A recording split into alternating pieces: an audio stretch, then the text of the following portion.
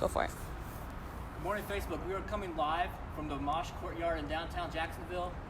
It is Turtle Tuesday, so we're celebrating that. I'm going to go ahead and feed our large snapping turtle Tonca. I'm going to come over here in a second. I'm going to feed him. I'm going to show you guys what he does. Hopefully get some good shots of his face. I'm going to go ahead and start. This morning he's going to get catfish with the little vitamin supplement inside. I don't know if you guys can see that. Good sized piece of catfish, and he's also going to get a small rat. He's waiting right here, his head's poking up, so I'm going to go ahead and call him over. Come on, buddy.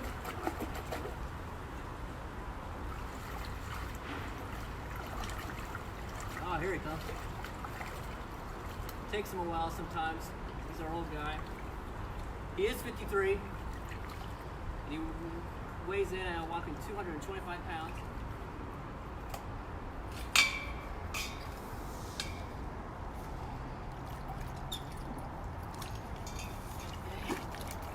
Touch him a little bit right now. What I'm going to try to do is grab him, rub him down a little bit before he kind of gets used to us touching him that way. If we ever have to catch him up for the vets, he doesn't get all stressed. Yeah, he's a good boy. He's getting used to me doing this. He's a heavy guy.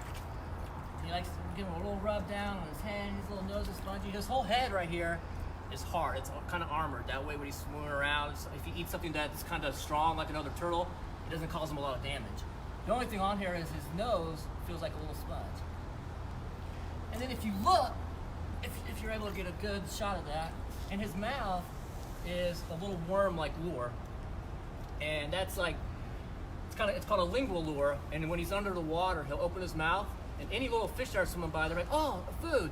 And when they go to get it, thinking it's food for them, he swallows that fish up because it's food for him. And that's just the way they call him an ambush predator because when he's under the water, they don't move around much when they're this size. Good boy.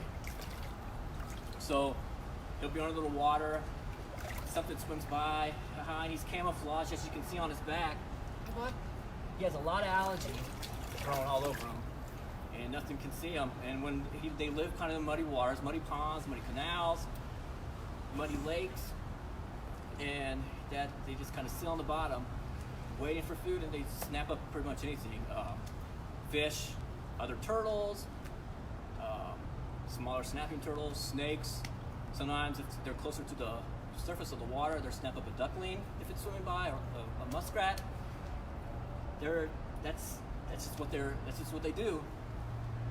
They're not really an aggressive animal either. They won't attack people. They rather us just leave them alone. Here, buddy. I got another fish for him. I'll let you guys get a good picture of him. If you guys are ever at MOSH, you guys should come out here and see him. He loves visitors. He is on the small side of the pond, and we have a divider, just because we don't want any other turtles getting over here, because like I said, he will see them as a snack. Come here, buddy.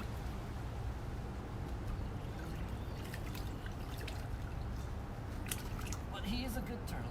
Yeah. Boy, don't bite the rock. Get you a good shot of him. Like I said, his whole head right here, 2 eyes, nose. They can stay under the water for almost 45 minutes before they have to come up and take a breath. And his mouth, it's really sharp. They could bite, if I had my hands in the way, they could bite the fingers right off. And you guys probably have seen them before where people have stuck broomsticks in their mouth and they have snapped it right in half. So they got an extremely strong bite. They got claws on their feet. See those long claws? Sometimes we do have to trim them. They're used for rooting around the water, used for grabbing.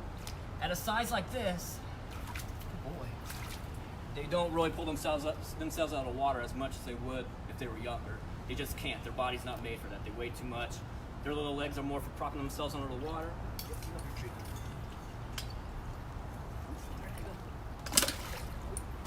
And they'll be under. They use them to kind of get a grip. When they're smaller, they will pull themselves up on like a log on the shore, just to bask under the sun. These guys don't do too much basking unless it's closer to the surface of the water where it's shallower. They don't have that power to pull themselves up. They will pull themselves up about now because it is breeding season. The males are bigger than the females, and when they breed between May and August, females will haul themselves up on shore, dig a little nest with their back legs, and drop about maybe 20, 30 eggs in there. It will take about 100 days for those eggs to hatch. And they look almost like a little ping pong ball, just perfectly round like this. And when they come out, they're almost the size of a quarter. They're so freaking cute. They make you just want to pick them up. But if you do see a turtle, leave it alone. Unless if you see one in the middle of the road and you're comfortable moving it, go ahead and do that. If you, like I said, if you feel comfortable. But usually you should leave it to someone that's more familiar with them. He is actually done with his food. That's all. Yeah, I know. What's up? No more. But that's it. That's Tonca.